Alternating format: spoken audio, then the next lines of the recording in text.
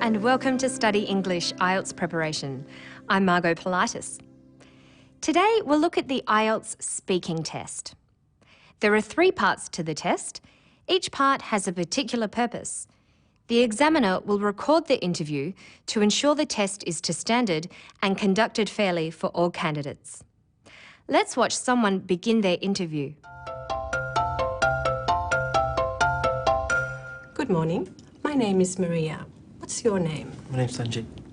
Thank you. Can I just check your ID, please, Sanjay? Thank you, that's fine. What are you doing at the moment? Are you a student or do you work? Currently a student. And what are you studying? I'm studying a diploma in business. The purpose of Part 1 is to settle you down and get you used to the test situation. So you will only be required to answer some general questions about yourself on some familiar topics such as studies, travel, sports, family, food, and exercise. Let's see how another candidate answers questions about exercise. The first question is designed to test her skills at identifying. What kind of exercise do you enjoy? I enjoy running because I think it's easy, and I think you should need good shoes and you can run, and I can run at morning. It's really good, I think. The next question is to see how well she expresses an opinion. Is it important to exercise regularly? Yes, I think it's really important because you can keep your body healthy and you can keep fit, especially for girls that keep fit, and it's good for your health as well. This question tests comparing. Do you think people are exercising more these days compared to 50 years ago? No, I don't think so. Because you still like me, you don't have enough time. I think a lot of people don't have enough time as well, so they don't have enough regular exercise. Other skills that are assessed include describing, expressing preferences, and giving reasons. You are not expected to give in-depth answers at this stage of the interview, but you can extend your answer with a longer sentence. To help prepare for this section, you can develop vocabulary around the topic areas and make sure you know the verb tense that is appropriate for answering the question. For example, the question, "What kind of exercise do you enjoy?" is in the simple present tense. So she replies with the same tense, "I enjoy running." Listen again. What kind of exercise do you enjoy? I enjoy running. In Part 2, the examiner will give you a topic on a prompt card to talk about for 1 to 2 minutes. You will be allowed 1 minute to make some notes. After your talk, the examiner will ask you a follow-up question. The topics are of a general nature. You could be asked to talk about an object that is important to you, or a major festival in your country, or to describe an interesting building.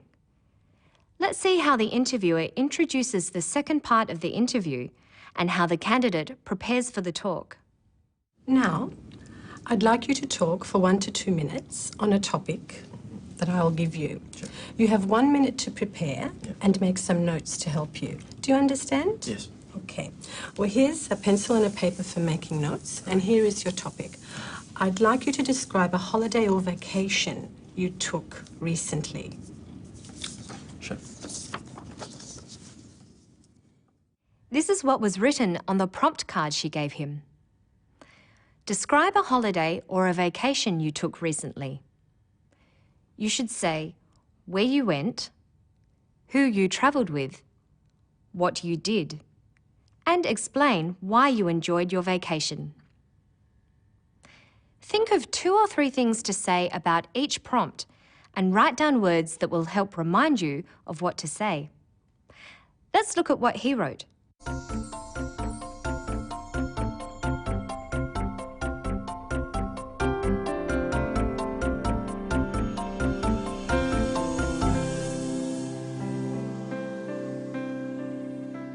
Do the notes help him? Let's listen to his talk. A holiday which I went recently was in Thailand, Bangkok, Thailand. We planned this, I guess, 2 weeks in advance. It's kind of a last-minute planning with my family. We decided to just go for a short holiday down to Bangkok. So we called my travel agent, and we got tickets booked for me, my mom, my brother, and my sister. It is important to begin your talk by introducing the topic. He is following the notes he made.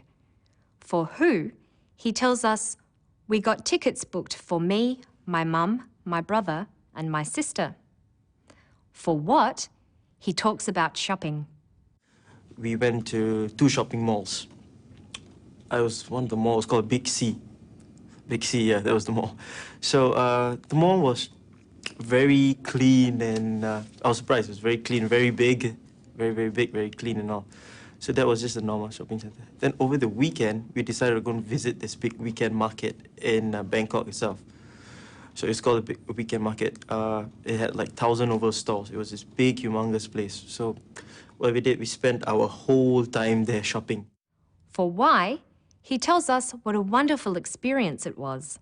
But it was a wonderful experience going to Bangkok and visiting the sites. Your talk will be well organised if you follow the same order as the prompts on the card. The interviewer ends this section with a follow-up question. Let's listen to what the interviewer asks him. Do you think you'd go back there again? Yeah, definitely. I mean, for shopping is one thing. Prices are really cheap and all. Yeah. But it's just the place, the people, they're all friendly and down to earth. And it was a memorable experience. He responds appropriately with 2 sentences. That's all that is required. To help you prepare for this part, practice talking about a range of topics. The final part of the interview is a discussion on issues related to the topic in part 2.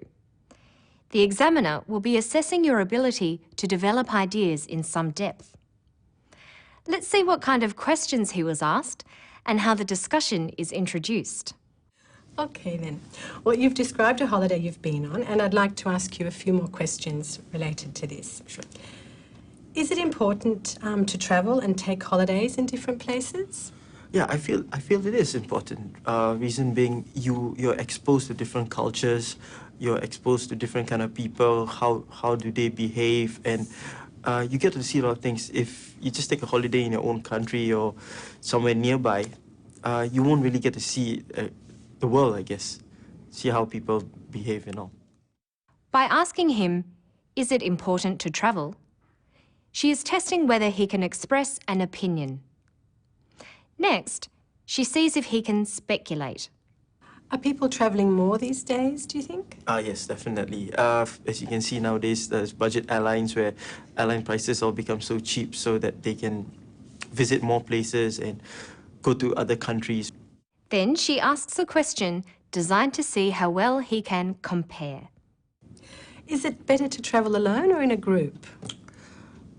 I believe it's better to travel in a group where you have a companion, maybe not in such a big group, but I guess maybe 2 to 3 people, where it's nice to have someone along to share your experiences with, and to visit places and have someone there for companionship. And finally, she tests how well he can identify. What kind of problems is travel and tourism causing? Sometimes people don't know other people's culture and they might offend them in a rude way. They might not know it's offensive, but, not knowing their culture and not reading up about it. Sometimes when you go to a foreign land and you might do something to maybe insult the host or insult someone there. To answer questions well in this section, you should watch programs on current affairs, practice discussing topics, and using a variety of language functions, such as comparing, explaining, and describing. That's all for today. Good luck with your studies.